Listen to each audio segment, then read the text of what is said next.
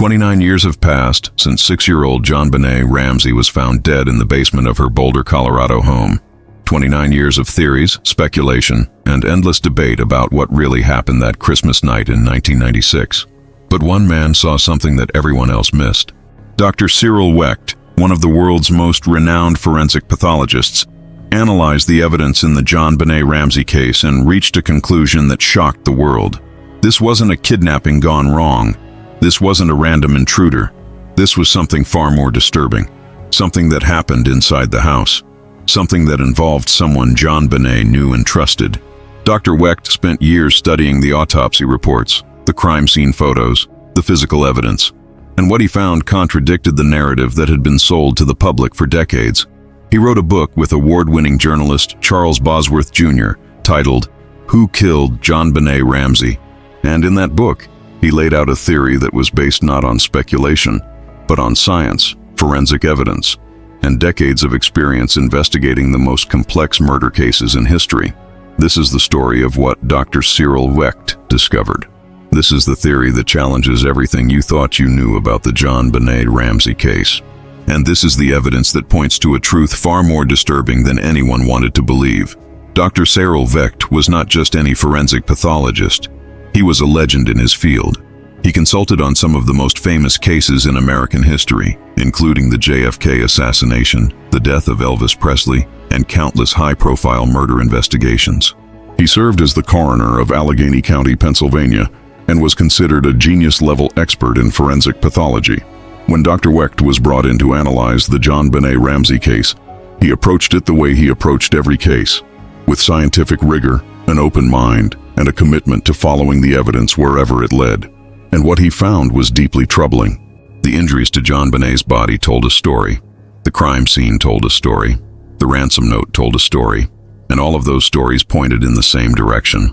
This was not the work of an intruder. This was not a kidnapping. This was a crime that happened inside the Ramsey home committed by someone who lived there. Dr. Wecht's analysis focused on 3 key areas: the nature of JonBenét's injuries, the physical evidence at the crime scene, and the ransom note. Each of these elements, when examined closely, revealed inconsistencies that undermined the intruder theory and pointed to something far more sinister. JonBenét Ramsey died from strangulation. A garrote, made from a broken paintbrush and a length of white cord, was tied around her neck and tightened with force. But the way the garrote was constructed and used raised immediate questions for Dr. Wecht. The garrote was sophisticated. It wasn't a simple ligature. It was a device designed to apply continuous controlled pressure. The paintbrush used to make the handle belonged to Patsy Ramsey. It was found in the home broken in half with one piece used to create the garrote. This meant the perpetrator didn't bring the weapon with them. They made it on site, using materials from inside the house. But there was something else Dr. Wecht noticed. The cord around JonBenét's neck was positioned in a very specific way. It was placed over the collar of her sweater, which had been pulled up. This meant there were no ligature marks directly on her skin in that area.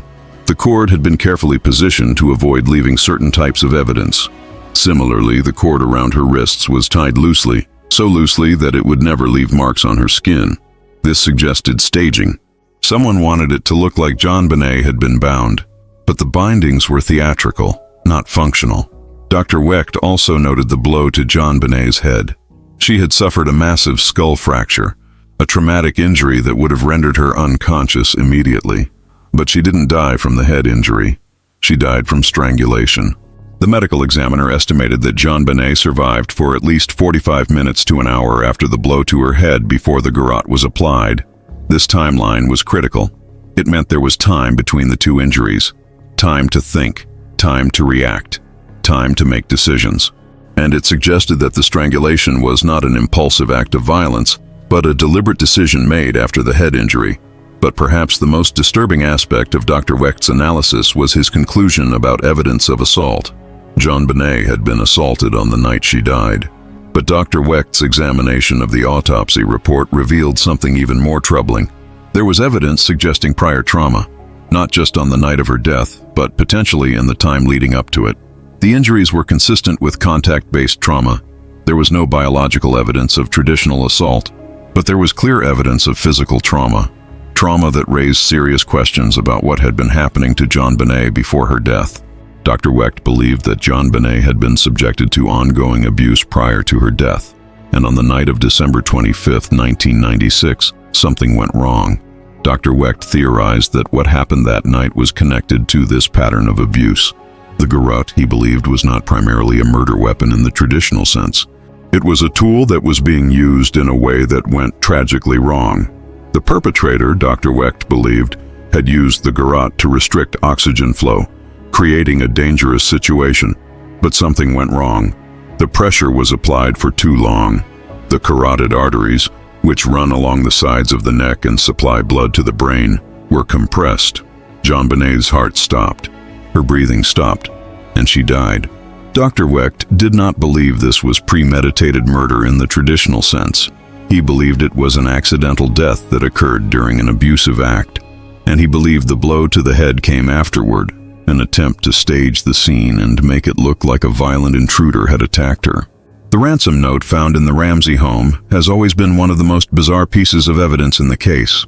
It was 3 pages long, written on a legal pad from inside the house, using a pen that was also found in the house.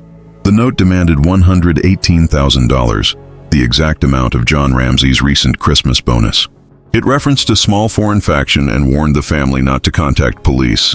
It included strange phrases like, "Use that good Southern common sense of yours in victory," SBTC at the end. For Dr. Wecht and Charles Bosworth, the ransom note was the single most damning piece of evidence against the intruder theory. Why would a kidnapper write a 3-page ransom note inside the victim's home? Why wouldn't they come prepared with a note already written? Why would they take the time, the risk, to sit in the Ramsey house and write this elaborate document? Handwriting experts estimated it would have taken approximately 30 minutes to write the note.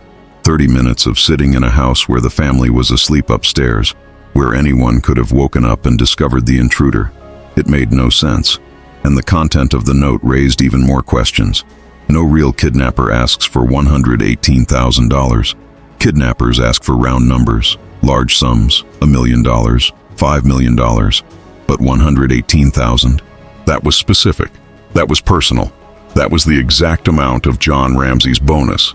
The note also made personal references to John Ramsey. It mentioned his business. It referenced his Southern background. It warned him not to try to be a hero. These were not the words of a stranger. These were the words of someone who knew John Ramsey intimately. And then there was the handwriting. Multiple handwriting experts analyzed the note. Some believed it was written by a right-handed person using their left hand, an attempt to disguise the writing. Others couldn't definitively exclude Patsy Ramsey as the author, but all agreed that the note was written by someone familiar with the household, someone who had access to the legal pad and pen, someone who knew about John's bonus. For Dr. Wecht and Charles Bosworth, the ransom note was not written by a kidnapper. It was written by someone inside the house, someone trying to stage a kidnapping to cover up what had really happened. The crime scene itself told a story that contradicted the intruder theory. JonBenét's body was found in a small wine cellar in the basement, a room used primarily for storing Christmas decorations. The room was out of the way, hidden, not a place someone unfamiliar with the house would easily find. There was no sign of forced entry, no broken windows, no pried doors, no evidence that anyone had broken into the house. The most commonly cited evidence of an intruder was a broken basement window, but John Ramsey admitted he had broken that window himself months earlier when he was locked out of the house. There were undisturbed cobwebs around the window frame, suggesting it hadn't been used as an entry point. A suitcase was found beneath the window, which some theorized had been used as a step by an intruder climbing in or out. But there was no dirt, no debris, no scuff marks that would indicate someone had actually used it. Inside the house, there were no signs of struggle. JonBenét's bedroom showed no evidence of a confrontation. The basement where her body was found was quiet, undisturbed. If an intruder had entered the house, subdued a 6-year-old girl, carried her to the basement, assaulted her, strangled her, and then left, there should have been evidence. Footprints, fingerprints, DNA, disturbances, but there was nothing. The only DNA found at the scene that didn't match the Ramsey family was trace DNA, small amounts that could have been transferred innocuously through manufacturing, packaging, or handling of clothing. For Dr. Wecht, the absence of evidence of an intruder was itself evidence. It told him that whoever killed JonBenét didn't need to break in. They were already inside. So if the evidence pointed to someone inside the house, who did Dr. Wecht believe was responsible? Dr. Wecht's theory, which he stated publicly and wrote about extensively, was that the evidence pointed towards someone within the household.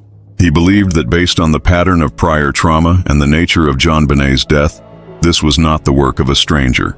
Dr. Wecht theorized that someone in the home had been responsible for the ongoing abuse, and that on the night of December 25, 1996, that abuse escalated tragically.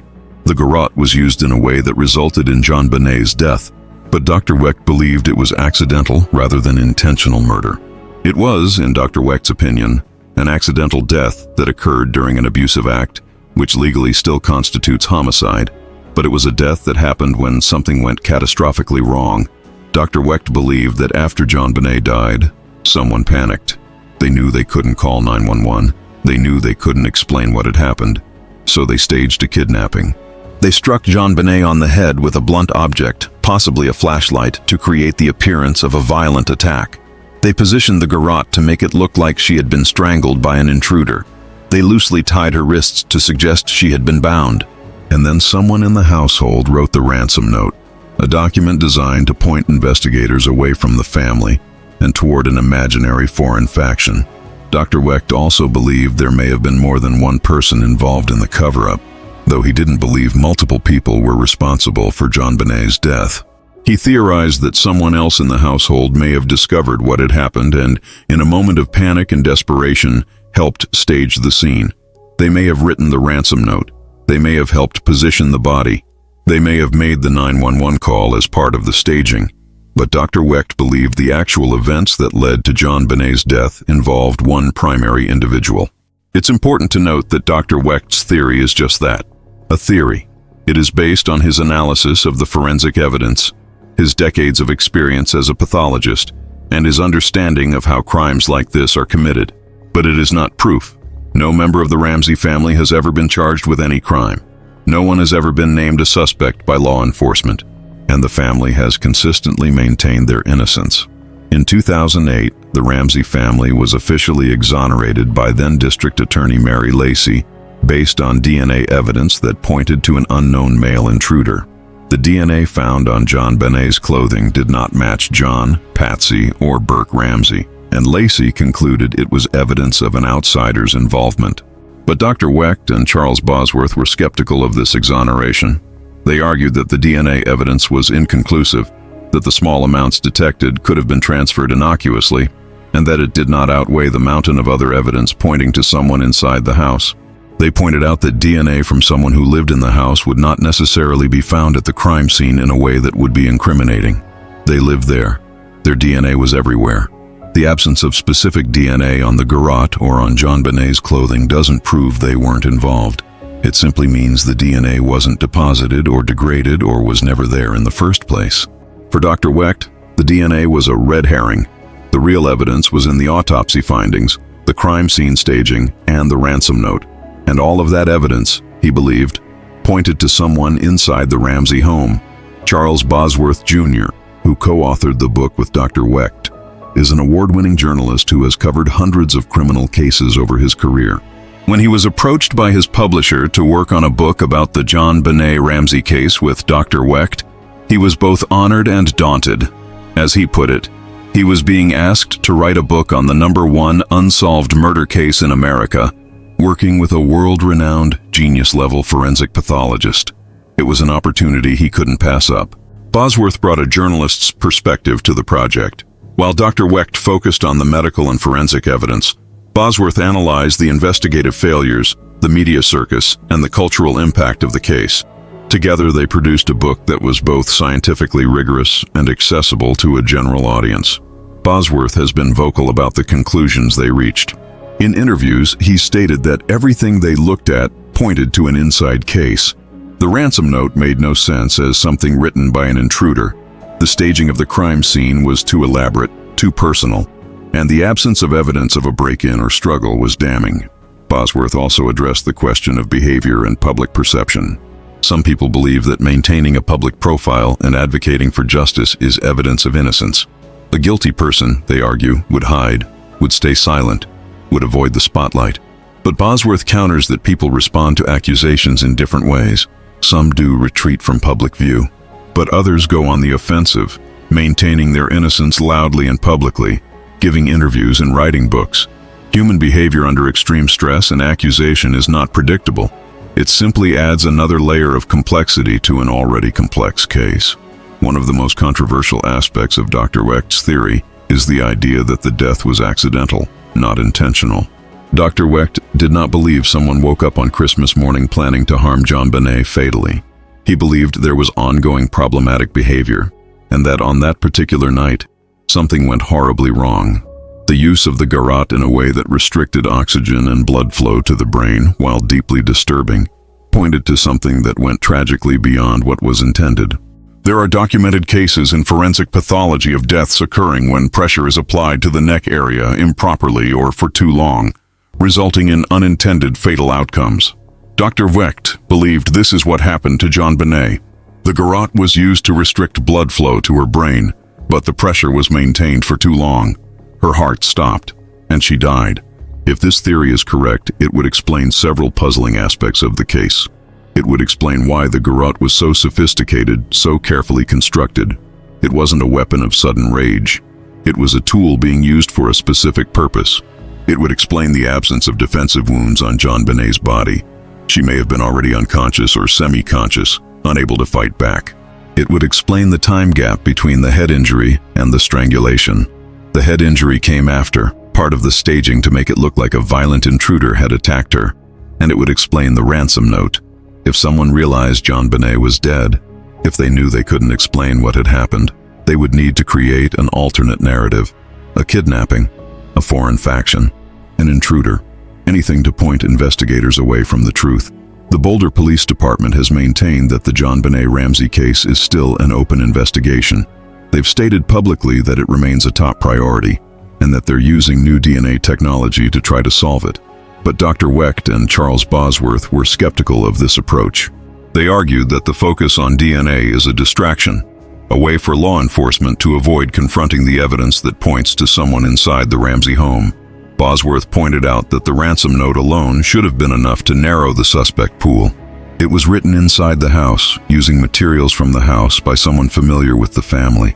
That's not the work of a stranger. And yet for years, the Boulder police pursued the intruder theory, ignoring the evidence in front of them. Dr. Wecht believed that DNA technology could be useful in confirming or excluding suspects once they were identified. But he didn't believe it would solve the case on its own. The DNA found on JonBenét's clothing was trace DNA, small amounts that could have multiple explanations. Without a suspect to compare it to, without context, it was just a piece of data floating in a vacuum. What was needed, Dr. Wecht believed, was a willingness to follow the evidence wherever it led, even if it led to an uncomfortable conclusion, even if it led to a wealthy, respected family that had already been publicly exonerated, even if it meant admitting that the Boulder Police Department had gotten it wrong from the very beginning. Dr. Cyril Wecht passed away in 2024, but his work on the JonBenét Ramsey case remains one of the most comprehensive forensic analyses ever conducted. His theory is controversial. It challenges the narrative that has been accepted by many in law enforcement and the media. It points to uncomfortable possibilities that many people don't want to consider. But it is a theory based on science, on evidence, on decades of experience analyzing the most complex and disturbing crimes imaginable. Charles Bosworth continues to speak about the case, continuing the work he and Dr. Wecht began. He encourages people to read their book, to examine the evidence for themselves, to come to their own conclusions. Because the JonBenét Ramsey case is more than just a murder mystery. It's a case study in how investigations can go wrong, how media attention can distort the truth, and how the pursuit of justice can be derailed by assumptions, biases, and a refusal to confront uncomfortable possibilities. The Ramsey family continues to advocate for justice for JonBenét. They continue to push for advanced DNA testing. They continue to believe that new technology will identify an intruder and provide definitive answers. But for Dr. Wecht and Charles Bosworth, the evidence tells a different story. A story of abuse, of accidental death, of desperate staging. A story that points not to a stranger in the night, but to someone inside the home. 29 years have passed since JonBenét Ramsey died. 29 years of theories, debates, and unanswered questions. Dr. Cyril Wecht's theory is one of many, but it's a theory that deserves to be heard, to be considered, to be weighed against the evidence. Because if Dr. Wecht was right, if his forensic analysis was accurate, then investigators may have been looking in the wrong direction. And the truth, the real truth, may have been there all along, waiting to be acknowledged. The case of JonBenét Ramsey remains unsolved. No one has ever been charged. No one has ever been convicted. And the debate continues. Was it an intruder? Was it someone in the family? Was it an accident? Was it murder? Dr. Cyril Wecht believed he knew the answer. He spent years analyzing the evidence, applying his expertise, following the science. And he reached a conclusion that challenged what many people believed. Whether he was right or wrong, whether his theory will ever be proven or disproven, his work stands as a testament to the importance of forensic science in the pursuit of justice. Because in the end, the truth is not about what we want to believe. It's about what the evidence shows. And according to Dr. Cyril Wecht, the evidence in the JonBenét Ramsey case pointed to something that happened inside that house on Christmas night 1996. Something that involved people JonBenét knew and trusted. Something that went tragically, horrifically wrong.